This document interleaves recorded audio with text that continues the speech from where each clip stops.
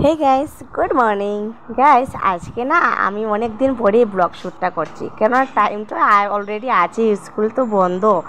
আর ভাবলাম যে আজকে চলো এক জায়গায় ঘুরাতে যাবো। জায়গাতে মানে এক জায়গায় বলতে মানে আমার কলেজ ফ্রেন্ডের সাথে দেখা করতে যাচ্ছি। একটু কাজ ছিল তার সাথে, তার জন্যই যাচ্ছিলাম। এখন বাজে সকাল 7:30। কেননা ঘুম থেকে উঠে ঝটপট করে স্নান টান করে নিয়েছি আর জাস্ট ব্রেকফাস্ট করেই বেরিয়ে পড়লাম। ওর সাথে একটু আর্জেন্ট কাজ ছিল, তার জন্যই দেবীকে নিয়ে নিলাম আমার সাথে।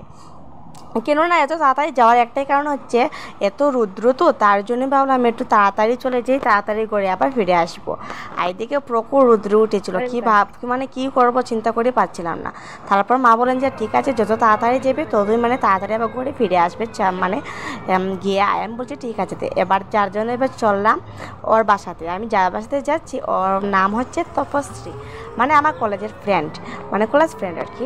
আর এদিকে চললাম আর ভাই আমাকে মানে এদিকে টুকটিক এনে দিয়েছিলো, বললো যে টুকটির মধ্যে জল উঠে পড়।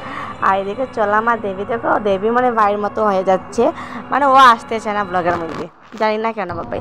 আচ্ছা ঠিক আছে, এবার তো গল্প করতে করতে অনেকই রাস্তা এসে গেলাম। আর এদিকে কোন দিকে তা গেলে শর্টকাট হবে সেটাই বুঝতে পারছিলাম না, কেননা ওর বাসা হচ্ছে একটু জায়গায় মানে একটু হেঁটে জায়গায় মানে হেঁটে যেতে হয়। তার জন্য ভাবলাম যে ঠিক আছে গাড়ি চলে যাই, অনেকই মানে তাড়াতাড়ি হয়ে যাবে। এদিকে ভাবলাম যে ঠিক আছে চল। এদিকে ট্রেনের রাস্তাটাও বসে বসে দেখছিলাম। আর এখন পুরো 7টা দেখি, হ্যাঁ 7:40 বেজে গিয়েছিলো, 8টা বেজে গিয়েছিলো প্রায়। আর দেখো কত রৌদ্র। আমি ভাবছিলাম যে এই সাইডের মধ্যে গাড়ি নিয়ে আসতাম, বাট এই সাইডে অনেকই ছোটো রাস্তা, তার জন্য এদিকে গাড়ি খুব কমই হয়, তার জন্য ভাবলাম তোরা হেঁটেই চলে যাই। আর এদিকে বলতে বলতে এইদিকে এসে পড়লো একটি মহাসড়ক না, এটির নাম কি জানি না, বুগ্গা না জানি না কি, ঠিক সঠিক নাম জানি না। এটি আমার তো সবাই বুগ্গাই বলে, মানে এইটি মানে ট্রেনের রাস্তাটা উপরের দিকে দিয়ে গিয়েছে, তার জন্য হয়তো ওর নাম বুগ্গা। আই ডোন্ট নো এটি রাস্তাটার নাম কি। এটি বলতে বলতে এসে গেলাম বুকার ভিতরে। এই যে মানে এটা মানে ওই জায়গাটার মধ্যে হাঁটতে না অনেকই আরাম লাগছিলো, কেননা রৌদ্রটা রাস্তার মধ্যে অনেক রৌদ্র, আইটির মধ্যে না অনেক রৌদ্রটাই কম। তার জন্য ভাবলাম চলো এদিকে চটপট করে চলে যায়। এদিকে চটপট করে এই বুকার মধ্যে এসে অনেক সময় দাঁড়িয়েছিলাম, ফটো উঠেছিলাম আর দেবীর সাথে একটু গল্প করে তারপর আবার রওনা দিচ্ছিলাম। এই দেখো আমাদের বুকগাটা কতটা বড় আর কতটা সুন্দর। এদিকে দেখতে দেখতে চলে এলাম, মানে আমি আমার ফ্রেন্ডের বাসাতে চলে এলাম।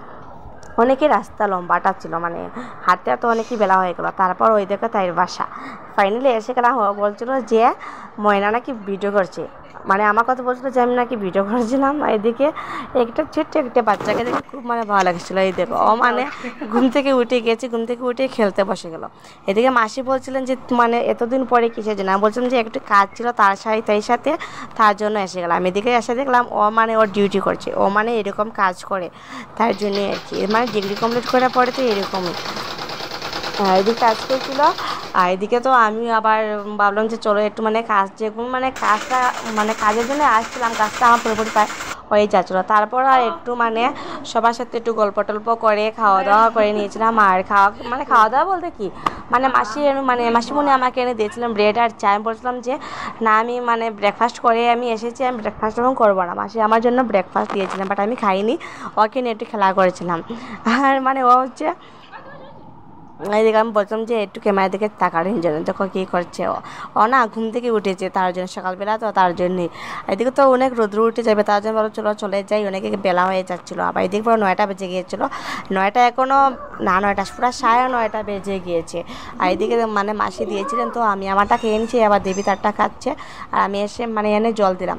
আর চা দিয়েছিলেন, আমি চা যেহেতু অল্প মানে কমই খাই, তার জন্য চাটা আমি খাবো না। এদিকে মিনি ডাকছিলো, মিনিকেও আমি একটু দিয়ে দিলাম। মিনি বলতে আমার মিনি না, এটা মানে বিড়াল, মানে ওদের বাসার বিড়াল একটি। এটি বলতে বলতে ওদের সাথে একটু খেলা করেছিলাম। ওর ভাইপো, ওই যে ওটা হচ্ছে ওর ভাইপো, তপস্বী ভাইপো। এদিকে মানে খুব সুন্দর, দেখো ঘুম থেকে উঠে বই টই না নিয়ে ফোন নিয়ে বসে গেছে। হাইরে পক্ষ পালকি যে বলবো। আর এদিকে তো আমি ওকে নিয়ে একটু খেলা করছিলাম, আর অনেক লেট হয়ে যাচ্ছিলো, কী করবো বুঝতেই পারছিলাম না। কিন্তু কী করবো, এতদিন পরে না আমি ওর সাথে দেখা করতে এসেছি, তার জন্যই ইচ্ছে করছিল না। তারপর সবাইকে টাটা বাই বাই বলে এবার চলে এলাম বলতে এখন পুরো 10:30 বেজে গেছে, 11টা প্রায় বেজে যাচ্ছিলো।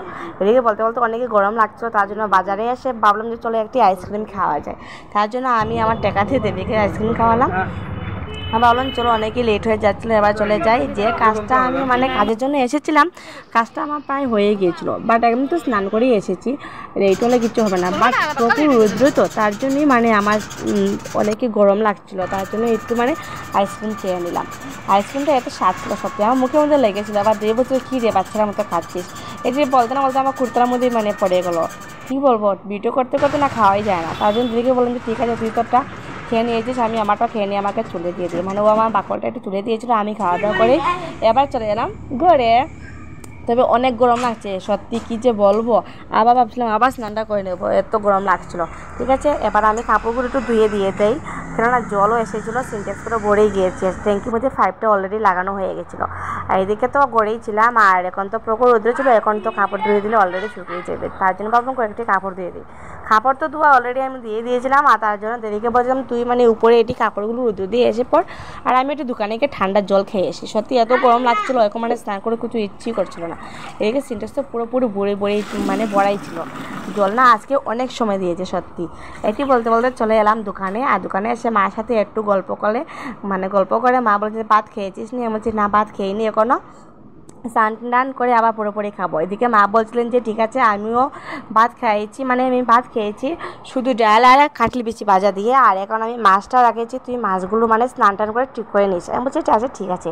প্রথমে আমি ঠান্ডার জল খেয়ে নিই। বাড়ি থেকে ভাই আমাকে দিয়েছিল পেয়ারা, মানে ফ্রিজের মধ্যে রেখেছিলো, তার জন্য আমি একটু ফ্রিজ থেকে একটু প্রথমে জল খেয়ে নিই, তারপর মানে ঘরে চলে যাবো। ফ্রিজ তো খুলে নিলাম, বাট জল তো ছিলই না। তারপর মা বলেন যে একটু লেচি খেয়ে নে, বাট আমার লেচি তো বেশি ভালো লাগে না।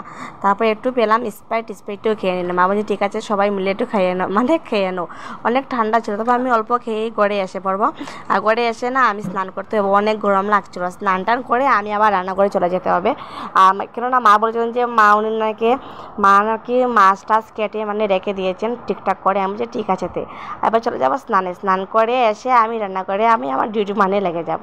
তবে আমি গিয়েছিলাম একটি কাজটা আমি পরে বলবো, মানে আমি আমার ফ্রেন্ডের বাসাতে কেন গিয়েছিলাম। এদিকে তো সকাল সকাল সব কাজ টাজগুলো শেষ হয়ে গেছে, অনেকই ভালো লাগছিলো, মানে কাজটা শেষ আর ওর বাসা থেকে এসে গেলাম। তবে কি বলবো, এত রৌদ্র, আর এদিকে দেবী মার উপরে গিয়েছিলো কাপড় দেওয়ার জন্য, দেখো কতটা রৌদ্র উঠেছে, এত কড়া করে রৌদ্রটা উঠেছে কি বলবো, ঘরের মধ্যে শান্তি নেই। এখন তো ভালো হয়েছে যে স্কুলটা বন্ধ সত্যি, নইলে তো এখন তো কী অবস্থা, দেখো স্কুল যদি খোলা থাকতো তো অবস্থা হতো না আমার। আর এদিকে তো বলতে বলতে চলে এলাম, মানে রান্না করে চলে এলাম। এদিকে আমি একটু মানে কারেন্ট নেই, তার জন্য চুলটা পুরো ভিজে রয়ে গেছে। এদিকে ভাবলাম যে কিছু খেয়ে নিই, বাট খাওয়ার আগে মাছগুলো ভাজা করে নিই, তারপর মানে তরকারি রান্না করে মানে কাজটা মানে শেষ করতে হবে।